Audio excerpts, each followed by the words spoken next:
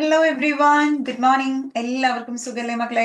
അപ്പൊ ഇന്നത്തെ ക്ലാസ്സിൽ നമ്മൾ ഡിസ്കസ് ചെയ്യുന്ന ഒരു ചാപ്റ്റർ, റിവൈസ് ചെയ്യുന്ന ഒരു ചാപ്റ്റർ എന്ന് പറയുന്നത് human resource development in India, മാനവ വിഭവശേഷി വികസനം ഇന്ത്യയിൽ എന്ന് പറയുന്ന ഒരു ചാപ്റ്റർ ആണ് നമ്മൾ ഡിസ്കസ് ചെയ്യുന്നത്. അപ്പൊ ഈ ഒരു ചാപ്റ്ററിന് ഏറ്റവും കൂടുതൽ ഇമ്പോർട്ടൻസ് ഉണ്ട്. ബിക്കോസ് എന്തുകൊണ്ടാണ് ഈ ഒരു ചാപ്റ്ററിന്റെ വെയിറ്റേജ് എന്ന് പറയുന്നത്? പബ്ലിക് എക്സാമിലായാലും മോഡൽ എക്സാമിലായാലും ഈ ചാപ്റ്ററിൽ നിന്നുള്ള ക്വസ്റ്റ്യൻസ് 8 മാർക്കിനുണ്ടാവും. അപ്പൊ 8 മാർക്ക് എന്ന് പറയുന്നത് വളരെ ചെറിയ മാർക്കൊന്നും അല്ല, നല്ലൊരു മാർക്ക് തന്നെയാണ്. അപ്പൊ നല്ല സ്കോറുള്ള മാർക്ക് തന്നെയാണ്. അപ്പൊ അതുകൊണ്ട് തന്നെ ഈ ചാപ്റ്റർ ഒരു കാരണവശാലും ആരും സ്കിപ്പ് ചെയ്ത് നന്നായി പഠിച്ചോളൂ. അപ്പൊ ഈ ചാപ്റ്റർ നമ്മൾ റിവൈസ് ചെയ്യുന്ന കൂട്ടത്തിൽ പ്രീവിയസ് ഇയറിൽ ചോദിച്ചിട്ടുള്ള ക്വസ്റ്റ്യൻസിന്റെ ഏരിയയും കൂടി നമ്മൾ സ്ട്രെസ് ചെയ്ത് പറയുന്നതായിരിക്കും. അപ്പൊ എല്ലാവരും ഒരിക്കൽ കൂടി ഇന്നത്തെ ക്ലാസ്സിലേക്ക് സ്വാഗതം. അപ്പൊ എല്ലാവരും ഈ ഒരു ചാപ്റ്റർ എടുത്തിട്ട് എല്ലാവരും റെഡി ആയി വന്നോളൂ മക്കളെ. അപ്പൊ നമുക്ക് മൂവ് ചെയ്യാം. So human resource development in India എന്ന് പറയുന്ന ചാപ്റ്റർ. ഓക്കെ, സോ ഈ ഒരു ചാപ്റ്ററിനകത്ത് നമ്മൾ ആദ്യം ഡിസ്കസ് ചെയ്യേണ്ട ഏരിയ, സോ ഈ ചാപ്റ്ററിന് എന്ത് ക്വസ്റ്റ്യൻ വന്നാലും നമ്മൾ ആദ്യം നോക്കേണ്ടത് so what is human resource എന്നുള്ളതാണ്. എന്താണ് ഹ്യൂമൻ റിസോഴ്സ്? മാനവ വിഭവം എന്ന് പറഞ്ഞു കഴിഞ്ഞാൽ എന്താണ്? So human resource refers to a people who have the manpower which can be utilized in the production sector. Production സെക്ടറിൽ യൂട്ടിലൈസ് ചെയ്യാൻ കഴിയുന്ന മാൻ പവറിനെയാണ് എന്തെന്ന് പറയുന്നത്? ഹ്യൂമൻ റിസോഴ്സ് എന്ന് പറയുന്നത്. സോ ഒരിക്കൽ കൂടി, human resource refers to the people who have the manpower which can be utilized in the production sector. Production സെക്ടറിൽ ഉപയോഗപ്പെടുത്താൻ കഴിയുന്ന മാൻ പവറിനെയാണ്, ഓക്കെ, മാൻ പവറുള്ള ജനങ്ങളെയാണ് എന്തെന്ന് പറയുന്നത്? ഹ്യൂമൻ റിസോഴ്സ് എന്ന് പറയുന്നത്. ഓക്കെ, സോ ഈ മാൻ പവറിലൂടെയാണ് എന്തുണ്ടാക്കിയെടുക്കുന്നത്? ഗുഡ്സും സർവീസസും എല്ലാം ഉണ്ടാക്കിയെടുക്കുന്നത്. അപ്പൊ ജസ്റ്റ് എന്താണ് ഹ്യൂമൻ റിസോഴ്സ് എന്നുള്ളത് മാത്രം നിങ്ങൾ പഠിച്ചാൽ മതി. അതിനുശേഷം so what is human resource development? Okay, so അടുത്ത ഇമ്പോർട്ടന്റ് ആയിട്ട് ഈ ഒരു ചാപ്റ്ററിൽ പഠിക്കേണ്ട കാര്യങ്ങൾ. So what is human resource development? Human resource development is the development of man's physical and mental abilities through education, health care and training. ഈ 3 കാര്യങ്ങളിലൂടെ, എഡ്യൂക്കേഷനിലൂടെയും health കെയറിലൂടെയും ട്രെയിനിങ്ങിലൂടെയും എന്ത് ചെയ്യുന്നു? ഒരു മനുഷ്യന്റെ ശാരീരികവും മാനസികവുമായിട്ടുള്ള എബിലിറ്റീസ് വളർത്തിയെടുക്കുന്നു. Okay, so human resource development is the development of man's physical and mental abilities through education, health care and training. Okay, അപ്പൊ രണ്ടാമത്തെ കോൺസെപ്റ്റ് നമ്മൾ പഠിച്ചു. ഓക്കെ, ഇനി നമുക്ക് സ്ഥിരം എക്സാമിന് ചോദിച്ചു കാണാറുള്ള ഒരു ക്വസ്റ്റ്യൻ ആണ്, what are the different levels of human resource development? Human resource ഡെവലപ്മെന്റിന്റെ ഡിഫറെന്റ് ലെവൽസ് ഏതൊക്കെയാണ്? സോ ഒന്നാമത്തത്, നമ്മൾ നന്നാവണം എന്നുണ്ടെങ്കിൽ ആര് വിചാരിക്കണം? നമ്മൾ തന്നെ വിചാരിക്കണം, അല്ലെ? So individuals take effort to develop their own skills. നമ്മുടെ സ്കിൽസ് ഡെവലപ്പ് ചെയ്യണം എന്നുണ്ടെങ്കിൽ ആര് തന്നെ വിചാരിക്കണം? നമ്മൾ തന്നെ വിചാരിക്കണം. രണ്ടാമത്തത് എന്താണ്? So family creates an environment for the development of the potential of the individuals. ഈ പറയുന്ന ഇൻഡിവിജ്വൽസിന്റെ പൊട്ടൻഷ്യൽ വളർത്തിയെടുക്കാൻ വേണ്ടി ഫാമിലി അതിന് വേണ്ടിയുള്ള സാഹചര്യം ഒരുക്കി തരുന്നുണ്ട്. Then various institutions and agencies provide facilities for education and training.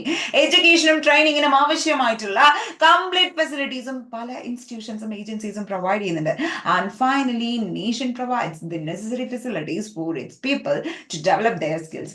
നമ്മുടെ സ്കിൽസ് ഡെവലപ്പ് ചെയ്തെടുക്കാൻ വേണ്ടിയിട്ട് നേഷനും പ്രൊവൈഡ് ചെയ്യുന്നുണ്ട് നെസസറി ആയിട്ടുള്ള ഫെസിലിറ്റീസ്.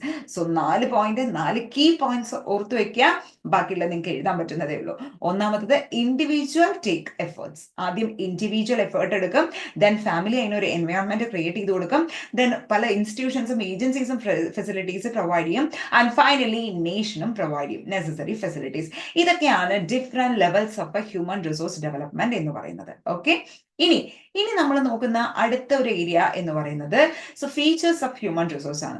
സോ 2 തരത്തിലുള്ള ഫീച്ചേഴ്സ് ഉണ്ട്, ക്വാണ്ടിറ്റേറ്റീവ് ഫീച്ചേഴ്സും ക്വാളിറ്റേറ്റീവ് ഫീച്ചേഴ്സും. എന്താണ് ഈ ക്വാണ്ടിറ്റിയും ക്വാളിറ്റിയും തമ്മിലുള്ള വ്യത്യാസം? നമ്മളൊരു കടയിൽ ചെന്ന് 1 കിലോ പഞ്ചസാര വാങ്ങിച്ചു കഴിഞ്ഞാൽ നമുക്ക് അതിന്റെ ഒരു ക്വാളിറ്റി മനസ്സിലാക്കാൻ കഴിയുമോ? ഇല്ല. ക്വാണ്ടിറ്റി, നമുക്ക് അളന്ന് തിട്ടപ്പെടുത്താൻ കഴിയുന്നതെല്ലാം എന്താണ്? ക്വാണ്ടിറ്റേറ്റീവ് ഫീച്ചേഴ്സ് ആണ്. ക്വാണ്ടിറ്റി ആണ് നമുക്ക് അളന്ന് തിട്ടപ്പെടുത്താൻ കഴിയുക. പക്ഷെ ക്വാളിറ്റി, സോ ഒരാളുടെ ബുദ്ധി, ഒരാളുടെ കഴിവ്, അല്ലെങ്കിൽ ഒരാളുടെ സൗന്ദര്യം, ഇതൊന്നും നമുക്ക് അളന്ന് തിട്ടപ്പെടുത്താൻ കഴിയില്ല. ക്വാളിറ്റിയാണ് അതൊക്കെ. ഒരാളുടെ സ്വഭാവം, ഇതൊന്നും നമുക്ക് അളന്ന് തിട്ടപ്പെടുത്താൻ കഴിയില്ല. ഓക്കെ, നല്ല സ്വഭാവമല്ല, പക്ഷെ അതിനൊരു സെർട്ടൈൻ ഒരു വെയിറ്റേജ് കൊടുക്കാൻ പറ്റുമോ? ഇല്ല, അല്ലെ? അപ്പൊ നമുക്ക് ക്വാണ്ടിറ്റേറ്റീവ് ഫീച്ചേഴ്സും ക്വാളിറ്റേറ്റീവ് ഫീച്ചേഴ്സും എന്തൊക്കെയാന്ന് നോക്കാം. സൈസ് ഓഫ് പോപ്പുലേഷൻ എത്രയുണ്ട് നമുക്ക് മനസ്സിലാക്കിക്കൂടെ? പോപ്പുലേഷൻ ഡെൻസിറ്റി, ഒരു പർട്ടിക്കുലർ ഏരിയയ്ക്ക് അകത്ത് എത്ര ജനസംഖ്യ ഉണ്ട് എന്നുള്ളത് നമുക്ക് കണ്ടെത്തിക്കൂടെ? കാണാൻ പറ്റും. സോ ഗ്രോത്ത് ഓഫ് പോപ്പുലേഷൻ, കഴിഞ്ഞ വർഷത്തിൽ നിന്ന് ഈ വർഷം എത്ര പോപ്പുലേഷനിൽ മാറ്റം ഉണ്ടായി? ബർത്ത് റേറ്റും ഡെത്ത് റേറ്റിന്റെ ഒക്കെ അടിസ്ഥാനത്തിൽ നമുക്കത് പറയാൻ പറ്റും. Population structure, so age structure, sex ratio, labour force participation rate, dependency ratio. ശരിക്കും പറഞ്ഞാൽ പോപ്പുലേഷൻ സ്ട്രക്ചർ എന്ന് പറയുന്നത് ഡിഫറെന്റ് ഏജ് ഗ്രൂപ്പിലുള്ള പോപ്പുലേഷന്റെ ഒരു പാർട്ടാണ് ഇതെന്ന് പറയുന്നത്. ഒരു ക്ലാസിഫിക്കേഷൻ ആണ് പോപ്പുലേഷൻ സ്ട്രക്ചർ എന്ന് പറയുന്നത്. അപ്പൊ ഈ പറയുന്ന ക്വാണ്ടിറ്റേറ്റീവ് ഫീച്ചേഴ്സിൽ വരുന്ന കാര്യങ്ങളെല്ലാം എന്താണ്, നമുക്ക് അളന്ന് തിട്ടപ്പെടുത്താൻ കഴിയുന്നതാണ്. അപ്പൊ എന്തൊക്കെയാണ് ക്വാളിറ്റേറ്റീവ് ഫീച്ചേഴ്സ്? എഡ്യൂക്കേഷൻ, ഒരാളുടെ വിദ്യാഭ്യാസം.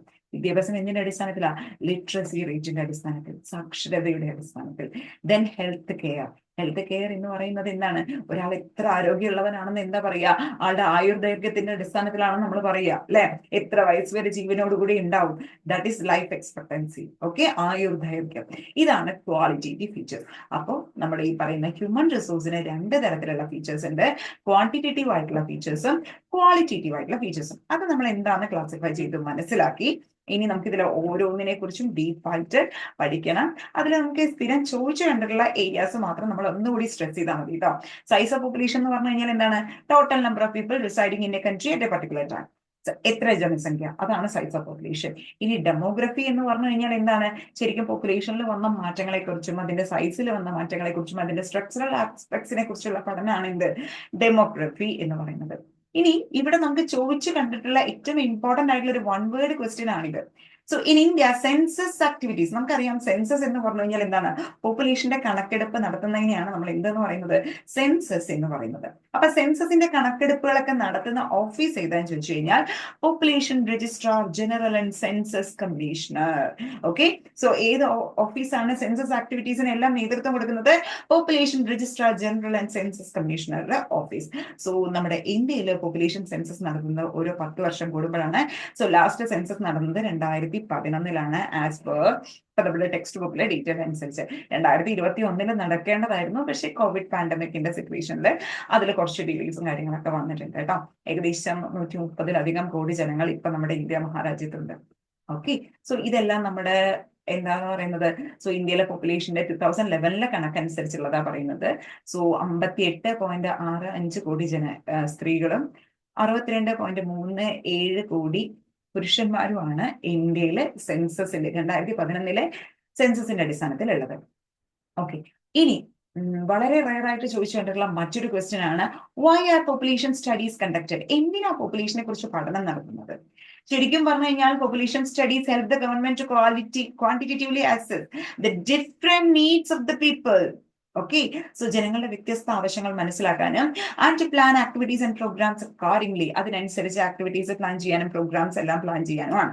അതേപോലെ തന്നെ informs the availability of human resource in a country, ഒരു രാജ്യത്ത് എത്രത്തോളം ഹ്യൂമൻ റിസോഴ്സ് ഉണ്ടെന്ന് മനസ്സിലാക്കാൻ സഹായിക്കുന്നുണ്ട്. And the extent of basic facilities required by the people, ജനങ്ങൾക്ക് എത്രത്തോളം ഫെസിലിറ്റീസ് ആവശ്യമാണ്. Quantifies the goods and services required, എത്രത്തോളം ഗുഡ്സ് ആൻഡ് സർവീസസ് ആവശ്യമാണെന്ന് മനസ്സിലാക്കുന്നു. And determines the socio economic development policies determine ചെയ്യാൻ സഹായിക്കുന്നു. ഇത്രയും കാര്യങ്ങളാണ് പോപ്പുലേഷൻ സ്റ്റഡി നടത്തുന്നത് കൊണ്ട് ഉദ്ദേശിക്കുന്നത്. ഓക്കെ, ഇനി UN-ഓടെ 2014 റിപ്പോർട്ട് അനുസരിച്ച് വേൾഡ് പോപ്പുലേഷൻ എത്രയാണ്? 724.4 crores ആണ്.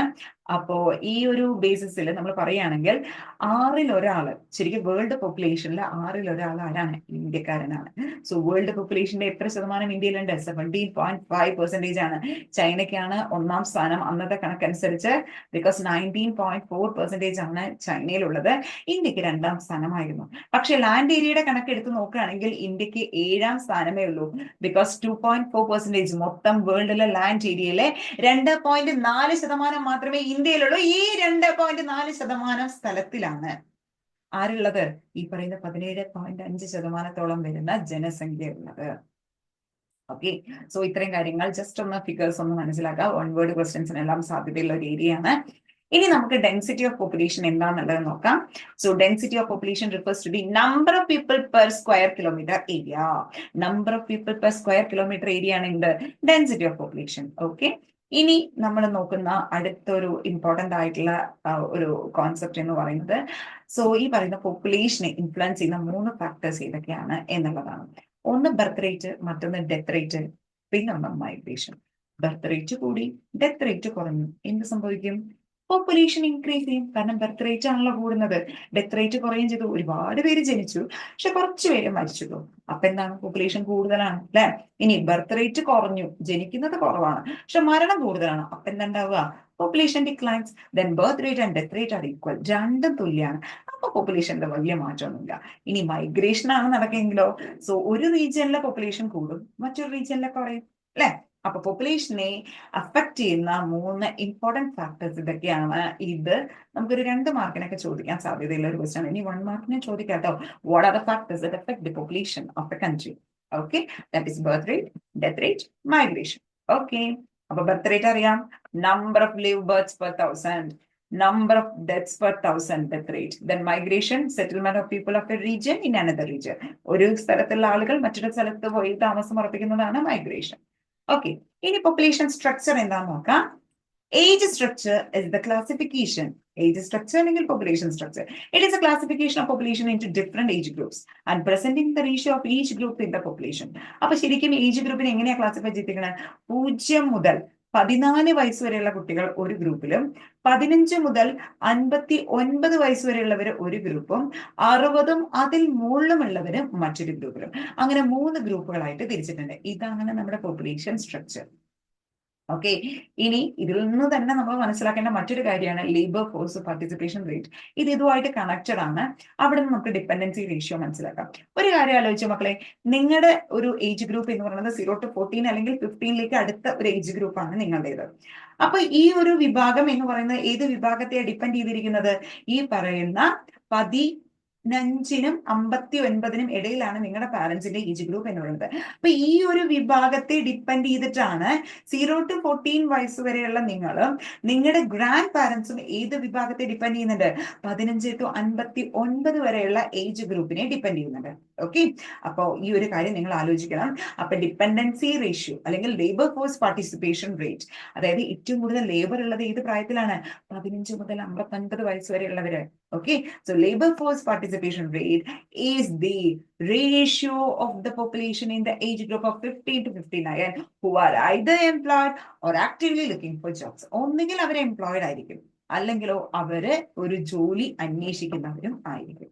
സോ അതാണ് ലേബർ ഫോഴ്സ് പാർട്ടിസിപ്പേഷൻ റോൾ. ഇനി ഈ ഒരു age group has the capability to contribute to the progress of the nation. ഒരു രാജ്യത്തിന്റെ പ്രോഗ്രസിനെ കോൺട്രിബ്യൂട്ട് ചെയ്യാൻ ആർക്ക് കേപ്പബിലിറ്റി ഉണ്ട്? ഈ ഒരു 15നും 59നും ഇടയിലുള്ള ഏജ് ഗ്രൂപ്പിനുണ്ട്. So the age group 0 to 14 years and 60 years and above are included in the dependent group. ഈ 2 ഗ്രൂപ്പും എന്താണ്? ഇവരെ ഡിപ്പെൻഡ് ചെയ്തിട്ടാണ് ജീവിക്കുന്നത്. അതുകൊണ്ട് ഈ 2 ഗ്രൂപ്പും എന്തായിട്ടാ പറയുന്നത്? ഡിപ്പെൻഡന്റ് ഗ്രൂപ്പ് ആയിട്ട് അറിയപ്പെടുന്നത്. Their proportion in the total population is known as the dependency ratio. Okay, this group depends on the working force of the country. രാജ്യത്തിന്റെ വർക്കിംഗ് ഫോഴ്സിനെ ഡിപ്പെൻഡ് ചെയ്തിട്ടാണ് ഇവർ ജീവിക്കുന്നത്. ഡിപ്പെൻഡൻസി റേഷ്യോ കൂടിക്കഴിഞ്ഞാൽ എന്ത് സംഭവിക്കും?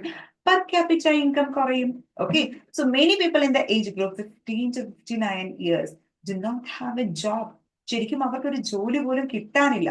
ശരിക്കും പറഞ്ഞു കഴിഞ്ഞാൽ എല്ലാവർക്കും ജോലി ഉണ്ടെങ്കിൽ നമ്മുടെ രാജ്യം സുന്ദരമായിട്ട് ജീവിക്കാൻ കഴിയും. പക്ഷെ വേണ്ടത്ര ജോലി ഇല്ലെങ്കിലും അത് ബുദ്ധിമുട്ടിലാക്കും അല്ലെ. ഇനി അടുത്തൊരു കോൺസെപ്റ്റ് ആണ് സെക്സ് റേഷ്യോ എന്ന് പറയുന്നത്. It is a number of females per 1000 males. Okay, so 1000 പുരുഷന്മാർക്ക് എത്ര സ്ത്രീകൾ? നമ്പർ ഓഫ് ഫീമെയിൽസ്, അതാണ് സെക്സ് റേഷ്യോ. ഓക്കെ, സോ 2011 കണക്കനുസരിച്ച് സെക്സ് റേഷ്യോ ഇന്ത്യയിൽ എത്രയാണ്? 940. ഇത് ഒരു തവണ നമുക്ക് മോഡൽ എക്സാമിന് ചോദിച്ചിട്ടുള്ള ക്വസ്റ്റൻ ആണ്. ഇന്ത്യയിലെ സെക്സ് റേഷ്യോ എത്രയാണ്? According to census 2011 that is 940. Okay, അപ്പൊ നമ്മുടെ ക്വാണ്ടിറ്റേറ്റീവ് ഫീച്ചേഴ്സ് എല്ലാം നമ്മൾ ഡിസ്കസ് ചെയ്ത് കഴിഞ്ഞു. ഇനി നമ്മൾ നോക്കുന്നത് ഏതാണ്? ക്വാളിറ്റേറ്റീവ് ആയിട്ടുള്ള ഫീച്ചേഴ്സ് ആണ്. ഓക്കെ, അപ്പൊ നമുക്ക് നോക്കാം എന്തൊക്കെയാണ് qualitative features of human resource, അല്ലെങ്കിൽ what are the qualitative factors that improve the labour potential, അതാണ് ചോദ്യം. So education, literacy rate, health care, life expectancy, training, social capital. ഇതിന് എക്സാമിന് 4 മാർക്കിന് ചോദിക്കുന്ന ക്വസ്റ്റൻ ആട്ടോ. ഈ 4 കീ പോയിന്റ്സ് എഴുതിയാൽ തന്നെ നിങ്ങൾക്ക് 4 മാർക്കും കിട്ടും.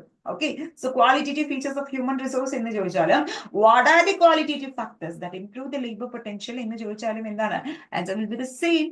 Okay, ഇനി എഡ്യൂക്കേഷൻ എങ്ങനെയാണ് ഒരു രാജ്യത്തിന്റെ ഡെവലപ്മെന്റിനെ സഹായിക്കുന്നത്? നമ്മുടെ ടെക്സ്റ്റിൽ നല്ല വൃത്തിയായിട്ടൊരു ഫ്ലോ ചാർട്ട് തന്നിട്ടുണ്ട് അല്ലെ.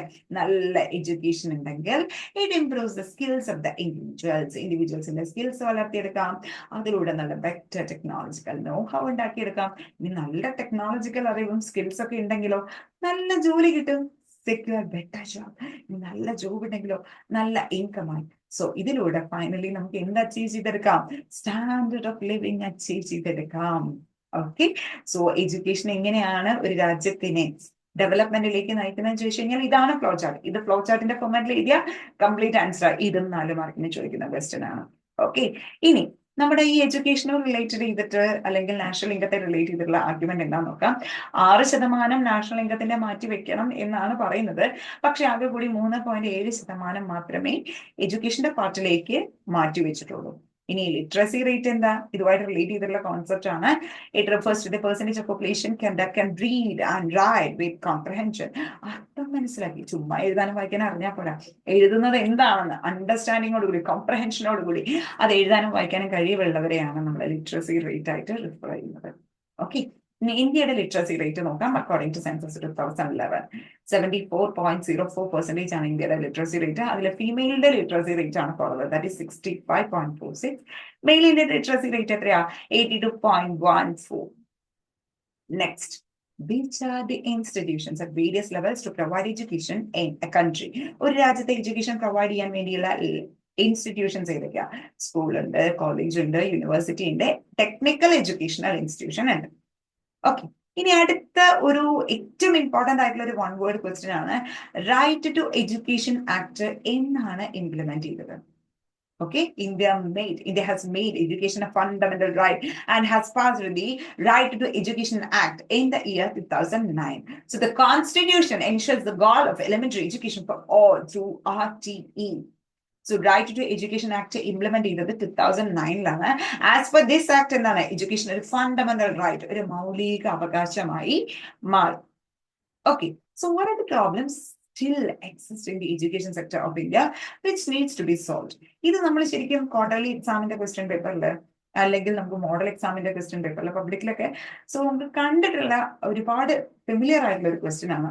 സ്റ്റിൽ എഡ്യൂക്കേഷൻ സെക്ടറിൽ നിലവിലുള്ള പ്രശ്നങ്ങൾ എന്തൊക്കെയാണ്?